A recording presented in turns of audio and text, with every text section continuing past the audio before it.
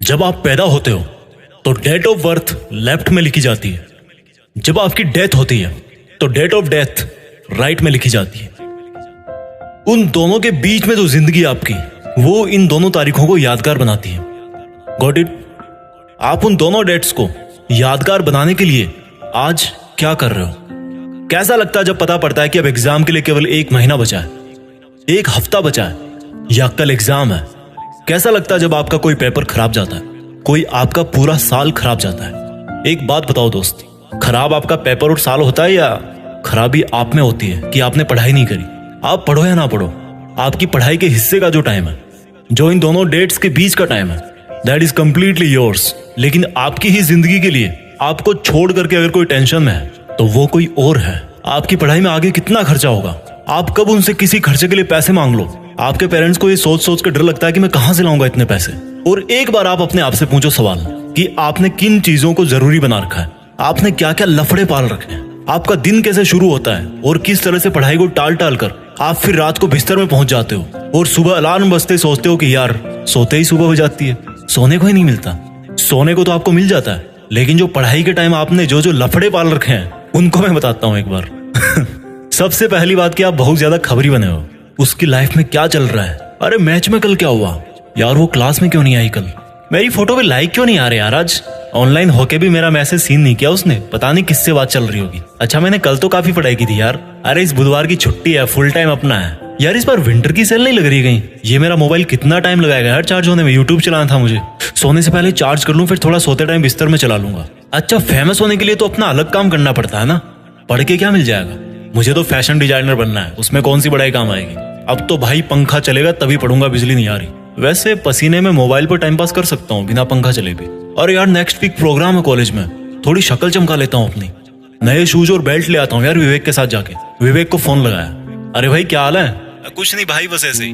अच्छा सुन, शाम को राकेश वाली बाइक रख लियो अपने पास, दोपहर बाद शॉपिंग के लिए चलते हैं थोड़ा। अरे हाँ यार मुझे भी मोबाइल का कवर लेना है, और वो राहुल भी बोल रहा था बैग लेने के लिए। अच्छा ठीक है, उसको ही बोल दियो भाई, वो रोहित के साथ आ जाएगा उसकी बाइक पे। अच्छा ठीक है भाई, कॉल बैक करता हूँ मैं। थोड़ी देर बाद विवेक का कॉल आता है, वो बोलता है अच्छा सुन भाई, वो मैंने राहुल से बात करी है, वो बोल रहा है कि अभी चलते हैं, थोड़ा घूम फिर लेंगे। मन में भाई झूले लग गए, फट से तैयार हुए बाजार पहुंच गए। टाइम कब निकला पता ही नहीं चला।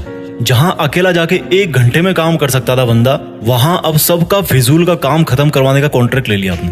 और फिर वापस आते टाइम उनके घर से होते हुए आना था, मोबाइल से वेब सीरीज लेना था, बहुत सारे काम थे, लेकिन मकसद सिर्फ एक था, टाइम बर्बाद करना। मकसद सिर्फ एक था कि जो उन दोनों डेट्स के बीच में टाइम मिलाना आपको जिंदगी के नाम पर, उसको बर्बाद करना है बस।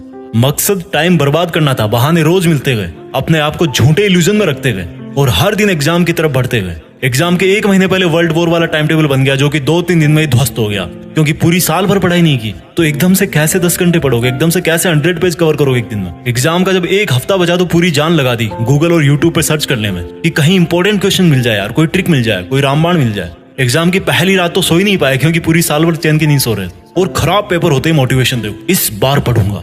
फिर वही स्टोरी रिपीट, कैरेक्टर तो एक ही है, लाइट कैमरा एक्शन कोई और बोल रहा है, आप रोल प्ले करते जा रहे हो। आज अपने आप से एक सवाल पूछो यार, क्यों?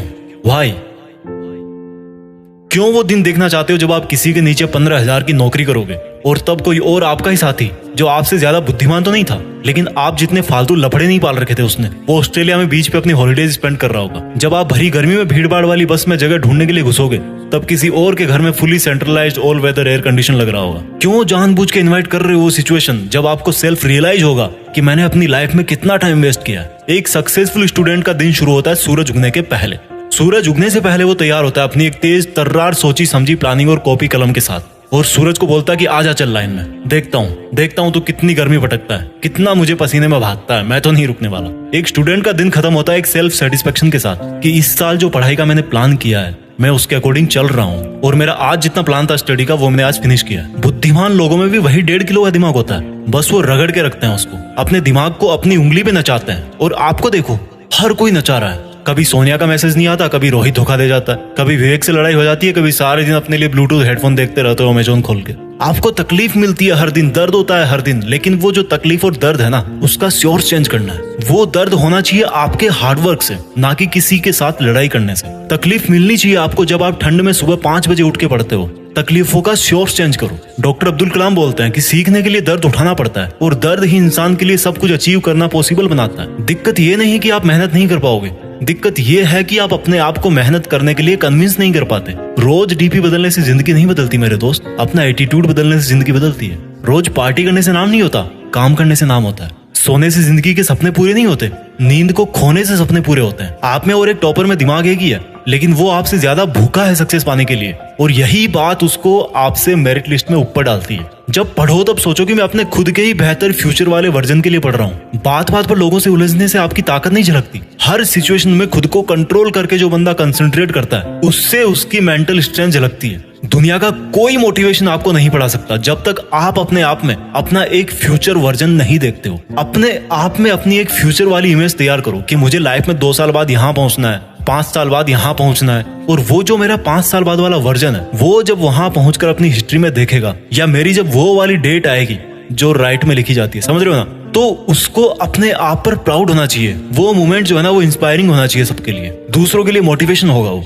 तो आज से ही स्टडी करो, रिसर्च करो, एक बड़े पर्पज के लिए पढ़ो, एक बड़े पर्पज के लिए लाइफ जियो। जो वीडियो में मैंने आपको बताया बहाने, वो एक बार दोबारा उस बंदे वाले नजरिए से सुनना जो आप अपने आप को फ्यूचर में बनता हुआ देखना चाहते हो। उन छोटे छोटे बहानों में से एक भी बहाना ऐसा नहीं होगा जो आपको अपने उस वर्जन से मिला सकता है। मैंने एक वीडियो में बोला था, उसकी लिंक नीचे है, कि किसी को इंप्रेस करने के लिए जिंदगी मत जियो, किसी को इंप्रेस करने के लिए काम मत करो, बल्कि इस पूरी दुनिया को इंस्पायर करने के लिए काम करो। और इंस्पायर कैसे कर पाओगे?